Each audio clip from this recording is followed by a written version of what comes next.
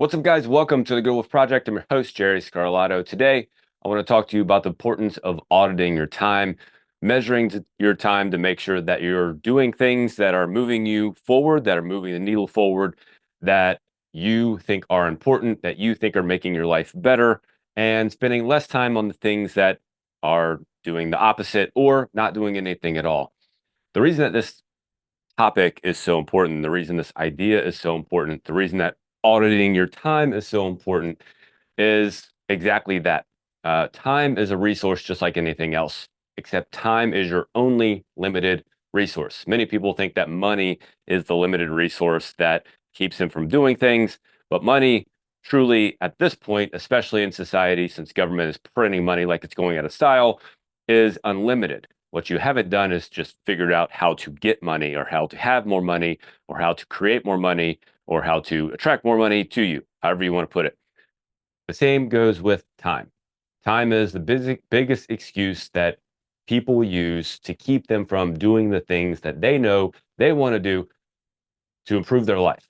Time. I don't have the time. And that's why this is so important. Now, today's setup is a little different than most podcasts. If you're listening to this, you don't know that because you can't see anything that I'm doing. But this is more of a video format kind of thing. Not that you'll get plenty out of it and you'll be able to understand everything I'm saying and everything we're going through if you're listening to this. But if you're watching this, you're going to get a lot more out of it. If you're not listening and you want to watch, go to YouTube, youtube.com/Jerry Scarlato and subscribe, and you can follow along there because I'm literally going through step by step what we're going to be talking about today. Now, at the end of this, I have something free to give you. I ran into this problem, and that's why I'm talking about it, and that's why I'm so passionate about it, is because I personally have ran into this problem. I started a business, at this point, it was 12 years ago or so. My first business was a fitness studio. When I first started, I ran into problems. I ran into issues, and it was mostly revolved around not managing my time well. Um, when the entrepreneurial world, I would say that most people don't have an opportunity problem. They have a focus problem, and that was a lot of what I had going on.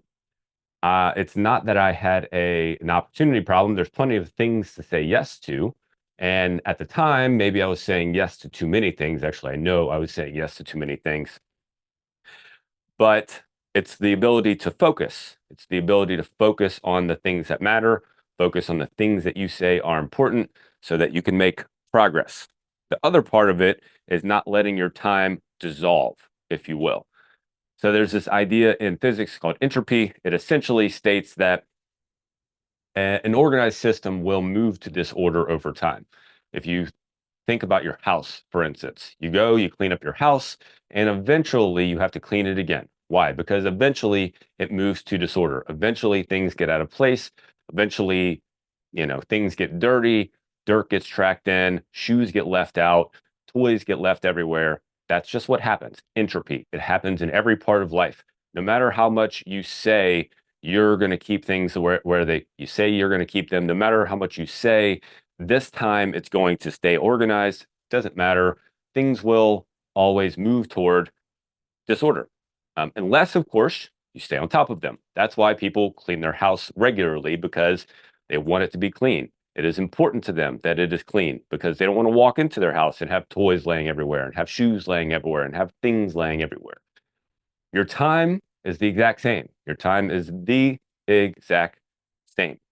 You either measure your time, audit your time, and pay attention, or it dissolves. It moves to entropy. It goes into disorder. And the people, anybody, and this also comes from 10 years, 10 plus years of working with people in the fitness studio. The number one excuse was, I don't have the time. I don't have the time to exercise. That's the number one excuse. And yet, once I poked and prodded, started asking questions, started digging a little deeper, started going into things, certainly came to realize very quickly that time was available. It was just a matter of dysfunction. Time was in disarray. Time was in disorder. Time was moving toward entropy. And that's where most people sit. If you say you don't have time, it's because you're not measuring your time, you're not managing your time, you're not auditing your time so that you can readjust and move toward the things that are important to you. Because all of us, even those of us who pay attention to our time and manage our time well, I have been on the extreme end of things because, like I said, when I first started the business, I realized that I was doing a bad job of that. And I wanted to figure it out so that I could get the things done, both in the business and in my personal life and in my health and all these other areas that I wanted to be able to do. I didn't, I, I had zero drive to want to do useless stuff. And yet I was doing it. So unless I figured it out, unless I started to section things down, eliminate things, delegate things, move things along, then there was a good chance that things were just going to stay the exact same. And I didn't want that to happen. I wanted to figure it out. So I started diving into it. I started figuring it out. I started learning. I started reading. I got, to be totally honest, obsessed about it. And I still have a little smidgen of obsession about time management and productivity, hence why we're sitting here talking about it today and why I've created what I'm going to give to you. But I went and I just started reading. I probably read just time management and productivity books alone, specifically about that topic, 25 to 30, not to mention the hundreds of, personal development books, all of which mention time management. I've gone to seminars, thousands of dollars, spent thousands of dollars on seminars to gather this information and other things. And you're probably like, oh, Jerry, it can't be that complex. Well, it's not. It's not. It's certainly, I probably went over the edge with some of the learnings and things that I did. But once you learn one system, it's not necessarily that that system is the best. So I would learn a system, figure it out, take out the pieces that worked, and then I'd find another piece that I'm like, well, I think I can do this part a little better. And then I would learn a different system and so on and so forth. So I was just pulling from different systems and kind of putting things together into what I felt was the most efficient and effective system for productivity. Because, you have the really strict ones that tell you to pay attention to every single minute that you're doing and, completely blocking out time in your calendar very strictly, making sure no one touches it, so on and so forth. And then you have sort of the other side where it's like, as long as you kind of have a general idea of what you're doing and you kind of stay on top of things and everything's going to be okay. And then you have everywhere in between. So when you pull from different areas, you can start to put something together that is feels more effective. Doesn't feel really restrictive on one side, but it's not like, okay, so you're telling me that I can just continue to do what I want to do and I'll get the stuff done that I want to do. Well, that's not going to be the case. I have to start figuring it out. So that's what leads us to today, the time audit. What is the time audit and how do we start to use it? Well, we're going to go over how we use it, as you can see from my setup here. But a time audit is literally you measuring your time. It's literally you writing down your time to see where you're spending it so that you can figure out what to do next, how to free up your time. This is where time freedom and time control really starts. It really begins right here. A time audit can be done over the course of a couple of days, could be done over one day, but generally one day is not a good measure of how you're spending your time because one day is just one block and the next day may be slightly different and the next day after that. So really what you want is an average of how you're spending your time, which is why generally at least 3 days, but maybe 5 days of time audits would be useful because that way you can look over over that time frame and see where you're spending your time. Because you may just have one day where it's like you happen to have more appointments than usual, or maybe you were sick that day or something like that. You don't want those outlier days to be the thing that you're tracking. You want to know what you're doing on average so that you can then make adjustments, so that you can then move things around. Okay? This is important. In business, they say you can't manage what you don't measure. When it comes to time, if you want to manage it, you have to start by measuring it. This isn't something that you have to do always and forever. You should do it at periodic intervals, because like I said, things will move toward entropy. Your time will go into disorder. So you should do it at regular intervals to make sure that once you reset and figure things out, 3 months down the road, do another time audit, figure it out again to see where you are, because things will move toward entropy. You will move toward disorder and dysfunction. That's why it's worth doing regularly, but you don't have to do it always. I'm not suggesting that you measure every single day, always, all the time. Now, if you're an Excel spreadsheet freak and that's something that you want to do, hey, good on you. That may end up being its own waste of time in and of itself. But when you're talking about taking 3 to 5 days out of, a 3 month period of time to measure and see where you're going, to see what you're doing today so that you can adjust, that is where real freedom happens. That's where being able to move into a different direction, being able to plant things into your life that you say are important, happens. Without knowing this, without measuring this, you can't start to do anything different. You can't, because all you'll do is continue to tell yourself that you don't have time, which is true. I've already thrown a bunch of like quotes and things at you, but a lot of these are important. So another one is Parkinson's law. Parkinson's law states that a task will take up the amount of time allotted to it. So the reason that you feel like you don't have time is because you're not allotting. There's two parts to this idea. Number one, you're not allotting an amount of time to the task you're already doing, meaning you're just doing things. I just do things. I don't know what I'm doing, maybe, and what I am doing, I'm just doing them. I'm not saying I'm going to do them for this amount of time, between 2 and 3, between 8 and 10. I'm not saying that I'm doing them for a specific set amount of time. So that's number one, because those tasks will just expand into whatever time you have available. If you have 3 worksheets that you need to complete for work, and you don't say, I'm going to do these between 8 and 10, those things will expand out for the whole day, maybe. Maybe they didn't need to take the whole day. Maybe they just needed to take 2 hours. But instead, since you took your time on them because you had the time, I got all day to do this, so I'm going to go ahead and do it.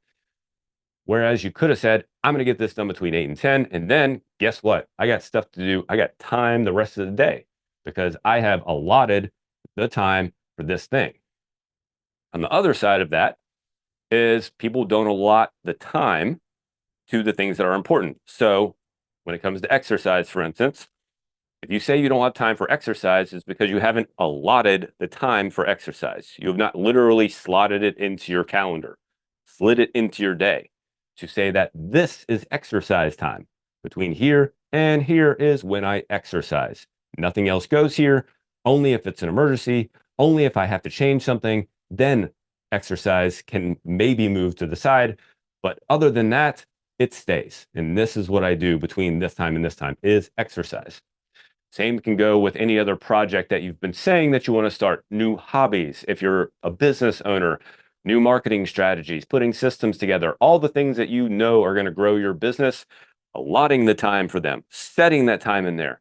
That is so important. And that's what most people miss. So before I go on more dissertations, that is just an important idea to remember, that a task will take up the amount of time allotted to it.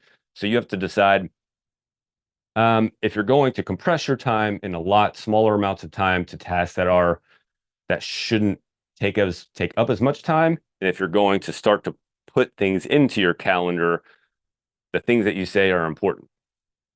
Otherwise, they won't just show up randomly. All right, the time audit, why we came here today. How about that? So, like I said, the time audit is literally a tracking of your time.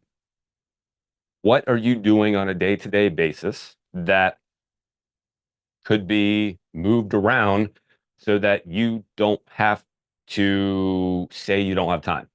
Because there's a good chance that you do have time, but you just haven't figured it out yet. So what we want to do is write down every task that we do from the moment we wake up to the moment we go to bed. Every task that we do from the moment we wake up and the moment we go to bed, I would also say that we write down sleep as a task as well. So you might write that down at the end of the day when you go to sleep, and then when you wake up, so that you can see how much time you're spending sleeping also. Because on either end of it, if you're sleeping too much, which I would say is not most people, then maybe you could figure something out and not have to sleep as much. But on the other end, if you're sleeping too little, then you're not able to produce as much energy throughout the day, not able to have as much energy throughout the day, and therefore you feel like you really have less time because really it's just a matter of not having the energy to do things.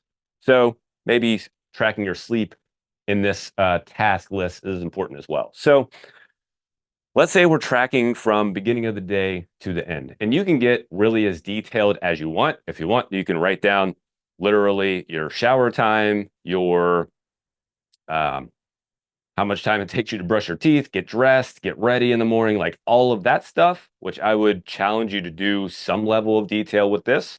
Maybe you don't have to write your toothbrushing task down, but your shower time, for instance, if you take a 45-minute shower in the morning and you do that every day throughout the week and you're telling yourself you don't have time, do you really need to take a 45-minute shower? Like, these are the questions that you need to ask yourself, because if you want to achieve the things that you say you want to achieve in life, sacrifice, eliminating things, deleting things, saying no to things is going to happen. Like, that's just the way that it is, and you have to decide where that's going to be. So, let's say you take a shower every day, and that's the first thing you do in the morning. Okay, so we take a shower, and then we get dressed, and then we drive to work, and then we get to work. And can you read this? Yeah, you can read that. I'll try and tighten that up a little bit. And then we get to work, and let's say we stand at the water cooler once we get to work. And then finally we sit down and we are at the computer for some amount of time and so on. So I'm not going to write a whole day down, but I want to get you to understand what I'm doing here. Okay. So this is the beginning of the day. Let's say it's Monday. You've showered, you've dressed, you've driven to work, you stood at the water cooler, and now you're sitting down at your computer. Those are like the major chunks of task. If you have kids, maybe get kids ready is in here. If you have dogs, maybe take dogs out is in here. But these are like the major chunks of your tasks. Cool. So one thing that most people overlook are the less obvious things that really eat up your time. So within all of this, these are the tasks that you're completing, right? But there's a good chance that you have stopped in between these things and done what? What have you probably done in between these tasks? One of two things. Either sat down and watched TV or sat down and scrolled on your phone.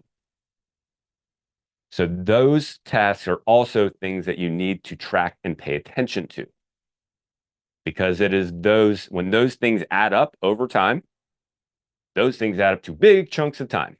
The average person is on their phone 2 to 3 hours a day. The average person is also watching TV. I think it's 2 to 3 hours a day as well. That's 4 to 6 hours right there of potential time. So important. If you want, just at the end of your day, you can go to your screen time and write down whatever time you spent on your phone at the end of your day. If you watch TV, pay attention to when you start, pay attention to when you stop, and write it down. So don't ignore that. Even though I've written down taking a shower, dress, drive, water cooler, there's been places in here for sure that you have stopped and you've looked at your phone for at least 15 to 20 minutes. For sure, at least once. Okay. So make sure you write that down as well. Phone time, TV time, and so on. Okay. So we're going to say that this is all going to be one day. So at the end of the day, I'll put my time that I've done these tasks. So for the shower took me, we'll say 45 minutes. Hopefully it didn't take me too long to get dressed, but Maybe it takes the average person. I really don't know. It takes me like 3, so I really don't know what the average person does. The average person drives, I want to say 45 minutes to work. Think think that's correct. 45 minutes. I stood at the water cooler for 30 minutes. Finally got to the computer. Let's say I did computer work for, we'll say, an hour and a half before I got up and went back to the water cooler. My total phone time for the day, if I'm being honest with myself, I'll say 2.5 hours. And then I'll say 1 hour of TV. Okay. So this is one example of a time audit. And I didn't go through a whole day. So let's just say that this is maybe half of a day that I've gone through. But after this, after you got to go back to the computer, you got to work some more, you got to drive home from work. Once you get home, maybe pick the kids up, maybe you got to, do other things after that. Whatever the rest of that list looks like, make sure you complete a whole day's worth. Like I said, and I would do at least 3 days, if not 5 days, of time audit so that you get an average of what this looks like. You get an average of what you're actually spending your time on. And then the time over here is the time that you spent in that section, or if you want to just aggregate it all together and say, okay, for the day, I spent 2.5 hours on my phone. For the day, I spent an hour watching TV. For the day, I spent 3 to 4 hours, whatever, sitting at the computer. For the day, I spent an hour at the water cooler.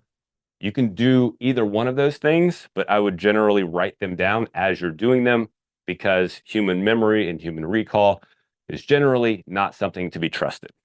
So when you look at this, then you can start to see where you're spending your time. You really start to understand, especially when you start getting those days together. Once you get 3 good days of time audits together, then you can really see what you're doing. Like, where the hell is your time going? And there's a beauty in this because it's almost relieving because you look and you go, damn, I do have time. Like, wow, look at all that time that I'm wasting doing what? What am I doing during this time and this time? What do I have, like 2.5 hours on my phone? What am I doing during that time?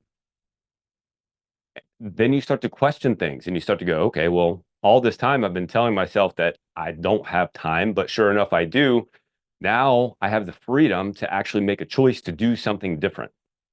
Now I can choose to move my time around and free myself up from inadequate time management so that I can make a different choice and implant things that are useful to me, that are helpful to me, that move my life forward, that empower me to be better, that grow the business, that make me physically stronger.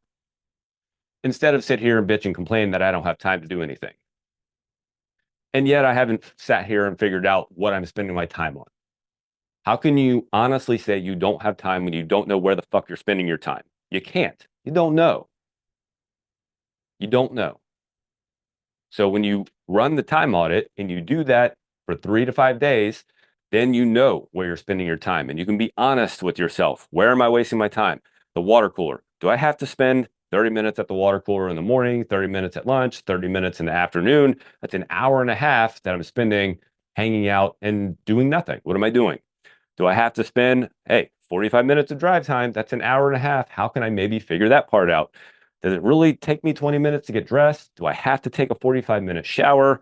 What about this 2.5 hours on the phone? Like, you start to question what you're doing and where you're spending your time and how you can start to compress things and how you can start to move things around. That's the magic of it. If you want to do things in life, you have to control your time. You have to manage your time. You have to make sure that it's not moving into disarray and not letting it being taken over by unnecessary things in unnecessary ways for unnecessary reasons. That's up to you, though. So this is super important. And this is something that you should do at regular intervals. Now, what I'm going to give you, it literally does it for you every 90 days.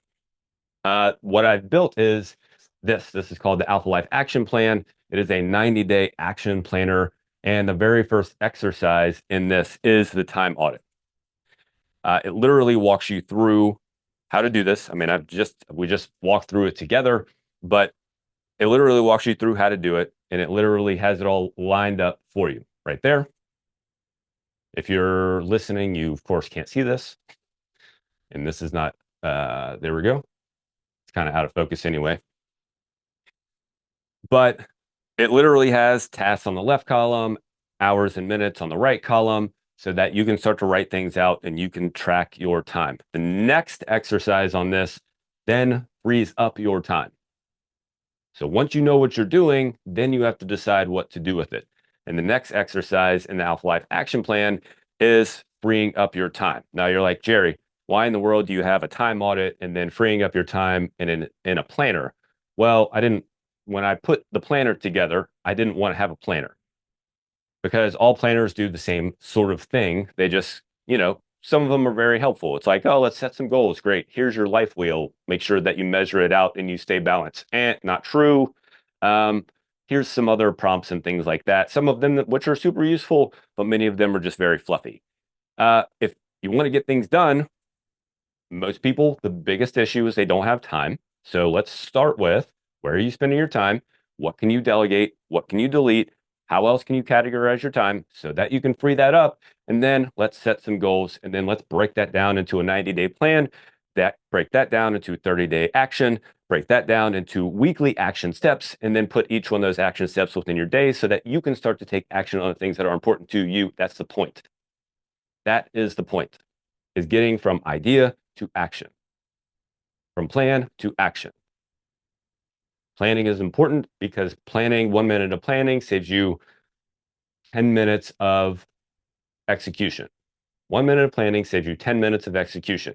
So if you do some quick math there, 2 minutes of planning saves you 20 minutes, 3 minutes of planning saves you 30 minutes, and so on and so forth up the road. So it saves you a lot of time, a lot of heartache, and a lot of stress down the road if you just do some basic planning in the beginning and then go, get after it, get it done, do it every day, improve every day. And that's exactly what this thing is built for. The Alpha Life Action Plan. Like I said, it's yours for free. Just pay for the shipping. If you're in the United States, it's $7.95 for shipping. If you're international, it is $19.95. And that's it. And then you can start to do something. You can start to get that stuff done in your life that you want to get done. You can start to whittle out the unnecessary things. You can start to get rid of all the things that you say. You can get rid of the unnecessary things in your life that you don't even know what you're doing, which is human nature. It's just what happens. And then plug in the things that you say are important to you. You can go to goodwolfproject.us/action plan, and you can check out more about the Alpha Life Action Plan there. That is goodwolfproject.us/action plan. Grab yours absolutely free. It is worth your time, your time. You have one life to live. Please take advantage of it. Please do something useful with it. Please quit just staring at your phone and saying, I don't have time. You do. You are worth it. You can put in the effort. You deserve a better life. Go do it. Go get it done. And until next time, here's to your 1% growth every day.